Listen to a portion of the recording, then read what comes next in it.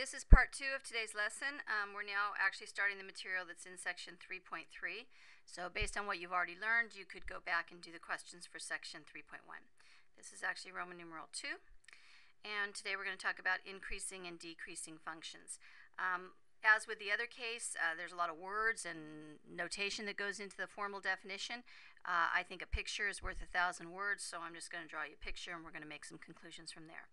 Okay, so let's say that we have a function, and let's say that the function toodles along maybe like this. Maybe it flattens out for a little while, and maybe it toodles along like that. Okay, something like that.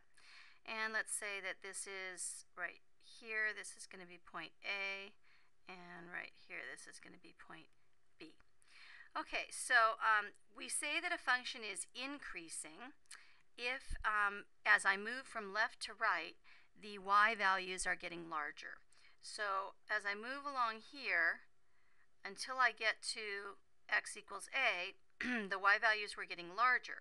So we would say that f of x is increasing on the interval negative infinity to a, because it looks like forever until I get to a, we're increasing. Okay, as I move right along here, it looks like the curve is pretty much flat until I get to, say, point B. So we would say that f of x is constant on the interval a to b. Excuse me. It's not increasing or decreasing. And then as I move along after I leave B, it looks like as I move from left to right, the y values are getting smaller. They're decreasing. So we say that f of x is decreasing, and that would be on the interval b to infinity.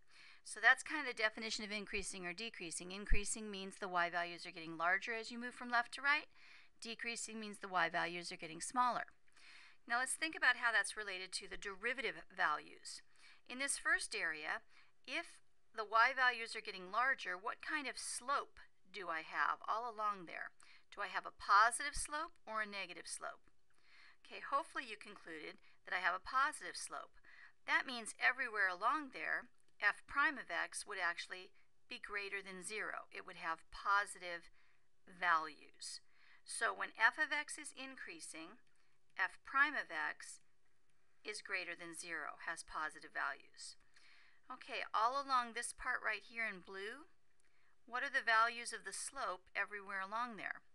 Well, it seems to me like the slope everywhere along there is 0. So f of x is constant when its derivative is equal to 0. And finally, in this last section, what kind of slopes do I have when the function is decreasing? Well, again, hopefully you recognize that everywhere along there the slopes are negative, so f prime would be less than 0. Okay, so that's basically the relationships that I have. F of x is increasing when f prime of x is positive, f of x is constant when f prime of x is 0, and f of x is decreasing when f prime is less than 0. And again, notice I discuss things like increasing, constant, or decreasing on intervals, not at a point. I don't say at a I'm increasing or decreasing. It's on an interval because we're talking about how the y values are changing for a range of x values. Okay, let's go ahead and put that into a formal definition. Theorem. Let f be a function that is continuous on the interval and differentiable, so that means smooth. If blank for all x in that interval, then f is blank on AB. I'll start it off for you, see if you could finish it. If f prime of x is positive, so greater than 0, for all x's in an interval, then f is doing what? Is f increasing or is f decreasing? Okay, hopefully you got it. F is increasing. So the function itself is increasing when the slopes are positive, as indicated by f prime being positive. Okay, we should be able to complete the next one. If f prime of x is less than 0, negative for all the x in an interval, then f is doing what on that interval? Well, hopefully you said decreasing. And finally, if f prime of x is equal to 0 for all the x in an interval, then f is what we call constant on that interval. Okay? Now, think about this.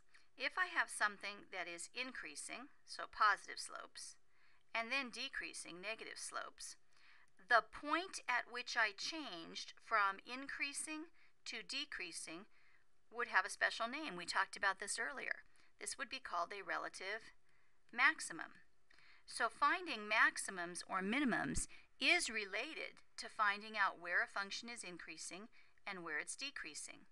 And we find where a function is increasing or decreasing by examining whether the derivative is positive or negative, because that indicates slopes. All right, next page. So the first derivative test is a way of telling whether I have a maximum or minimum. It says let C be a critical number. Remember the definition of a critical number? That's where f prime of C is either equal to 0 or undefined. If C is a critical number of a function that is continuous, if f is differentiable on that interval as well, except possibly not at C because f prime could be undefined at C, then f of C, the y value, can be classified as follows. If f prime of x changes from positive to negative values at C, okay, let's understand that. If f prime of x is positive, then the function was increasing. If f prime of x is negative, the function was decreasing. So the point at which f prime changes from positive to negative values would be the point where the function has a relative which? Maximum or minimum? Right, a relative maximum at x equals c, as you can see from my picture. If f prime of x changes from negative to positive values at c, okay, so negative f prime means the function was decreasing. Positive f prime means the function was increasing. So the point at which I change from decreasing to increasing would be a relative, that's right, a relative minimum. Now you may want to just pause the video for a moment and read this over and make sure it makes really good sense for you. Okay, going on. If I want to determine when is f prime of x positive or negative, in order to determine that, I first have to find those critical numbers, because remember, we're going to be concerned with let C be a critical number. So we're going to find the critical numbers, and then we're going to do something called a number line test, and I'll show you what that is by going through an example. Okay, this next function that I typed in, there was a typo on that, so I'd like you to change that for a moment. Change the function to f of x equals x cubed minus 3x squared minus 24x plus 1. You may need to pause the video and write that down.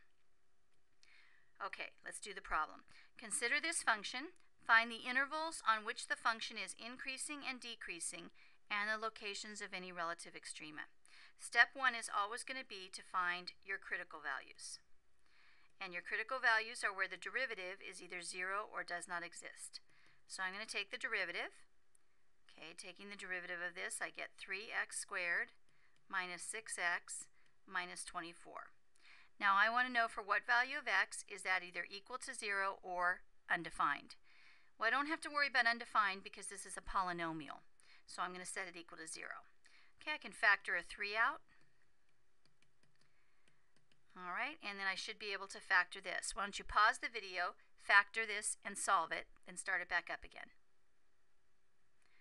Okay, hopefully you factored this into x minus 4 times x plus 2, which means your zeros are at x equals negative 2 and at x equals 4. Okay, what we're going to do at this point is create what I called that number line sign chart. What we're going to do is place those critical values on a number line. Okay, so on a number line, negative 2 would come before 4. And I'm going to label this number line f prime because it's going to represent values on f prime. When I place these two numbers, critical numbers, on the number line, I've created really 3 possible regions. If this is the only place, the only values for which the derivative is 0, then to either side of these values, the derivative has to either be positive or negative in terms of its values. So what I'll do is pick any test value in this region over here to the left of negative 2, plug that into the derivative, that's why I labeled this number line with the derivative, and see if I get a positive or negative value. For example, if I pick, say, -3. So I'm going to put -3 into this derivative and work out whether I get a positive or negative value. Take a moment to do that, plug -3 in for x, and determine whether you get positive or negative. Okay, if you did it correctly, you got a negative value. Okay, now pick a point that is between -2 and 4. An easy one to pick is 0. Okay, so, oh, wait a minute, I messed up. I'm sorry. Hopefully you got a positive on that first one. I'm sorry, I wish I could rewind and fix this video, but I'm not very good at the editing part yet. Sorry about that. It's about 5:30 in the morning right now while I'm doing this. So, okay, let's pick 0 next. So go ahead and plug 0 in and see whether you get positive or negative. Okay, if I plug 0 in for x and work out the value, I get a negative. Okay, now I'm going to pick a value bigger than 4, so maybe I'll pick 6. Again, I'm going to put 6 into the derivative function and work out whether I get a positive or negative result, and I get a positive result. Okay, now I'm going to interpret what this information means. If the derivative has a positive value, the function was increasing. So my conclusion, f is increasing on the interval -∞ to -2, because that's where I see a positive for the values of f prime. It's also increasing on the interval 4 to infinity. So you can put union and then 4 to infinity. Don't worry too much about that symbol, it's just set notation. Okay, f is decreasing on the interval where I see that the derivative has negative values, which is the interval -2 to 4. Okay, I also know f has a relative maximum at a certain point. It has a maximum, according to the first derivative test we wrote up above, if the derivative is changing from positive to negative values, because remember that meant I was changing from increasing to decreasing on my function. So at x equals -2, I have a relative maximum. So relative maximum at x equals -2. Then I have a relative minimum if I notice that the derivative is changing from negative to positive, because again that means decreasing to increasing. So at x equals 4. Now what you might do is go ahead and graph on your graphing calculator this original function, take a look at it, and see if all the information we wrote matches what you see on your screen. Take a moment to do that. Just graph the original function on your calculator, look at it, and see if it seems to fit the description that we wrote here in blue. All right, going on to one more example. Let's try it again with a function that's maybe a little bit different, just to kind of see how that works. You know what, I'm just looking at the time on this video, and I'm going to need to go ahead and stop this video here because I can't make them too long or I can't post them. So I'm going to stop here. I want you to try this next example, and then I'll start a third video, and I'll have it already worked out, and you can check and see how you did. So stop here, try the third example, or the next example, and then go on and look at our third part of our video.